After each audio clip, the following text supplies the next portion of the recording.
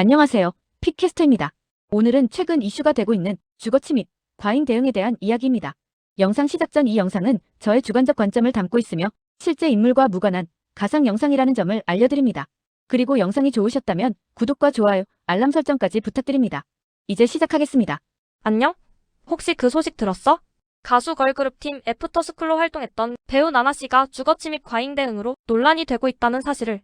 너는 너의 집에 모르는 사람이 침입했을 때 살기 위해 휘두른 물건 때문에 오히려 네가 과잉 대응을 했다고 너도 가해자가 될 수도 있다는 걸 알고 있어? 정말 우리나라 법의 아쉬운 상황인데 이런 상황이 실제로 생겨. 그래서 오늘은 주거 침입 상황에서 어떻게 대응해야 안전한지, 그리고 과잉 대응 판단이 왜 계속 문제가 되는지 법과 실제 사례를 기준으로 정리해줄게. 우리나라 형법은 정당방위를 인정해 현재의 부당한 침해를 막기 위한 행위라면 원칙적으로 처벌하지 않는 구조야. 그런데 여기에는 조건이 붙어. 그 행위가 합당한 이유와 필요성이 있어야 하고, 그 선을 넘으면 과잉 대응으로 판단될 수 있어. 하지만 과잉 대응으로 보이더라도 야간이거나 극도의 공포 상태처럼 그 상황을 이해받을 수 있다면 처벌을 면제받거나 형량이 줄어들 수도 있어.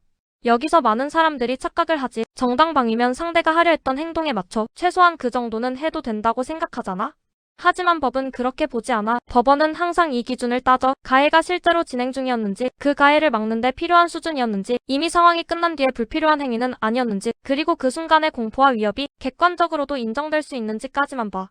즉 피해자가 느낀 감정만으로는 부족하고 그 행동이 제3자의 눈으로 봐도 불가피했는지를 판단하는 구조야.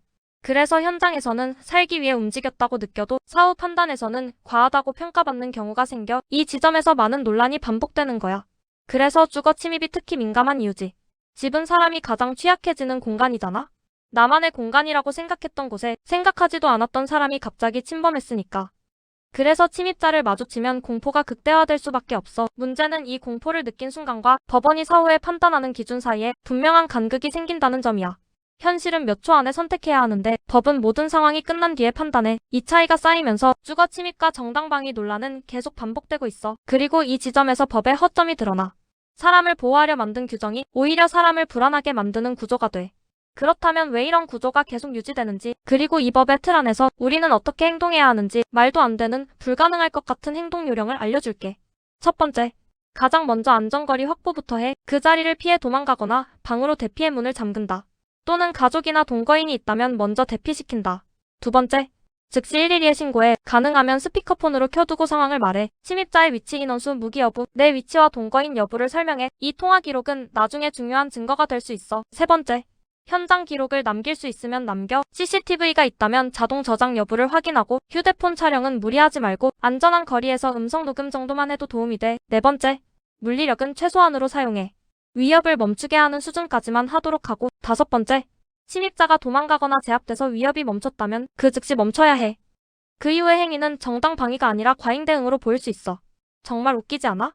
침입자가 들어왔는데 도망치거나 안전하게 도망친 후에 신고하는 것 정도는 할 수 있을 것 같은데 과연 나머지 행동들을 실천할 수 있는 사람이 과연 몇이나 될까? 내가 볼 때는 덤벼드는 것만 해도 큰 결심을 해야 될 판인데. 그래서 이렇게 해야 하는 이유. 형법 제21조. 자기 또는 타인의 법익에 대한 현재의 부당한 침해를 방해하기 위한 행위. 이 법의 단어 중 현재라는 단어가 정말 중요해. 법원은 침해가 끝났는지 계속되고 있는지를 엄격하게 봐. 침입자가 무기를 내려놓았는가, 도망치려 했는가, 쓰러졌는가, 이런 식으로 그 상황을 보고 판단을 하고, 이런 상황이면 침해가 종료됐다고 판단될 수 있어. 그 이후에 추가 폭행은 법적으로 매우 위험해져. 그리고 처음에 말했던 불가능할 것 같은 행동을 해야 했던 이유는 이제 보여줄 실제 사례를 보면 알게 될 거야. 과잉 대응 논란이 되었던 판례를 보면 새벽에 자기 집에 침입한 침입자와 몸싸움이 있었고 이미 제압된 이후에도 폭행이 이어졌다고 판단돼서 정당방위가 아닌 유죄가 확정된 사례가 있어. 그런데 유죄가 확정된 집주인이 말하기를 제압은 했지만 나름 멀쩡한 침입자가 경찰이 오기 전에 다시 덤빌까봐 무서워서 그랬다는 거지. 하지만 법원은 처음에 방어 행위 자체는 이해할 수 있지만 위협이 끝난 뒤에 추가 행위는 정당방위로 보기 어렵다고 봤어. 즉 침입자의 범죄가 크더라도 내 행위 하나하나로 별도로 판단된다는 의미야. 이 사례가 주는 현실적인 메시지.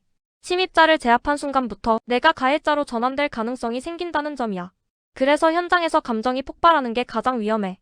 우리나라의 법은 공포와 분노를 충분히 반영해주지 않는 경우가 많다는 말이지. 결국 기준은 상당성인데 이 상당성은 사건마다 달라서 예측하기가 어려워. 참고로 상당성이라는 건 타당성과 비슷한 개념이라고 보면 돼. 문제는 이 상당성이 사건마다 다르게 해석된다는 점이야. 그래서 결과를 미리 예측하기가 어렵고 이 불확실성이 논란을 키워. 이제 왜 이런 문제가 반복되는지 그 본질적인 이유를 알려줄게. 첫 번째 이유. 정당방위 요건이 추상적이야. 상당한 이유 정도 초과 정화. 이런 표현들이 넓게 열려 있어. 그래서 판결이 들쭉날쭉해 보일 수 있어. 두 번째 이유. 사후 평가 구조야. 현장은 몇 초 안에 결정을 내려야 하는데 법원은 몇 달 뒤에 차분히 판단해. 이 시간 차이가 판단의 괴리를 만들어. 세 번째 이유. 증거의 문제야.